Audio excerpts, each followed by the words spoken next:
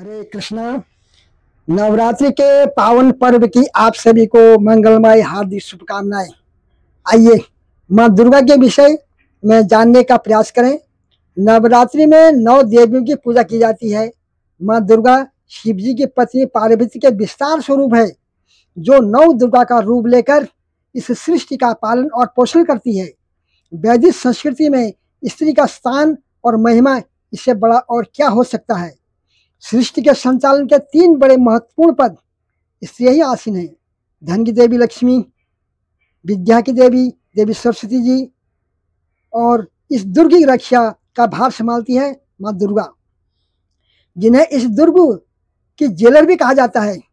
इस नवरात्र पर्व में इसके दौरान कन्या पूजन का बड़ा महत्व।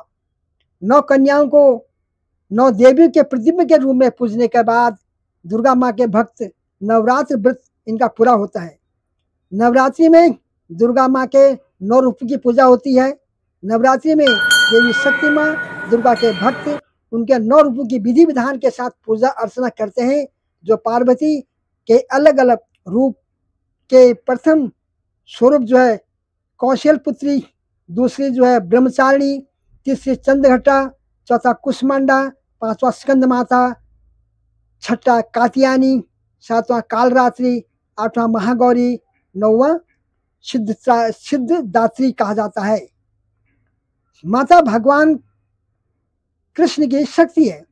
हमारे उपनिषदों में बताया गया भगवान श्री कृष्ण की अनंत शक्तियां, जो अनंत कार्यों को सिद्ध करने के लिए अनंत प्रभाव की ओर अवतरित होती रहती हैं।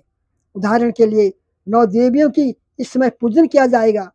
9 दिनों तक उपवास माँ पार्वती के अलग अलग रूपों की पूजा होती है, इसलिए इसे कहते हैं नवरात्रि कन्या पूजन। पुराणों के अनुसार जब इंद्र ने ब्रह्मा जी से पूछा कि भगवती माँ को प्रसन्न करने का सबसे अच्छी विधि क्या है, उन्होंने बताया कि कन्या पूजन करें। पूजन में 2 से 11 साल के बच्चों की पूजा की जाती है, इससे माता प्रसन्न होती है। 9 कुमारी कन्याओं को और 1 कुमार को विधिवत घर में बुलाकर उनके पांव धोकर रोली कुमकुम लगाकर उनकी पूजा की जाती है। इसके बाद उन्हें वस्त्र आभूषण फल अनाज दिया जाता है। भगवत गीता में वर्णन आता है, मया दक्षिण प्रकृति सूयते सत्सार हेतु नान्य कौन्तेय जगद्धि परिवर्तते। मतलब दुर्गा देवी भगवान की शक्ति है और उनकी अध्यक्षता में ही कार्य करती हैं। इसलिए देवी के 9 रूपों से यह प्रार्थना करना चाहिए वह हमें भगवान श्री कृष्ण की भक्ति में आगे बढ़ने के लिए भगवान श्री कृष्ण की भक्ति का मार्ग पूरी तरह से निष्कंटक हो जाए।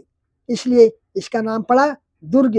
इस संपूर्ण सृष्टि के राजा भगवान हैं और जो कोई उनके नियमों का, उनके निर्देशों का अनुसार नहीं चलता है, उसे इस भौतिक जगत में भेज दिया जाता है, जिसकी जलाध्यक्ष जो मनुष्य के कर्म के अनुसार फल देती है, और जो अपनी गलती मानकर पश्चाताप करता है वो इस दुनिया में अच्छी तरह नियमों का पालन करता है।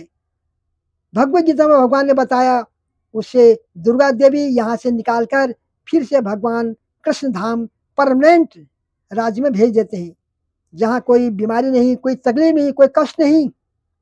नवरात्रि पूरे देश में धूमधाम के साथ मनाया जाता है, लेकिन यह प्रश्न आज मेरी बेटी के ही नहीं बल्कि सभी बेटियों, बहनों, स्त्री और माँ के मन में होगा।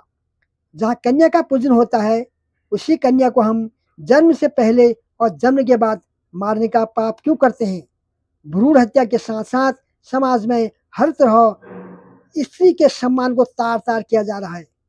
जिस देश में त्याग और ममता की दुहाई दी जाती हो, उसी देश में कन्या के आगमन पर पूरे परिवार में मायूसी और शोक तथा बलात्कार जैसे घृणित कर्म होना एक बहुत बड़ी विडंबना है, जो हमें सोचने पर विवश करते हैं कि हमारे कदम किस दिशा में जा रहे हैं।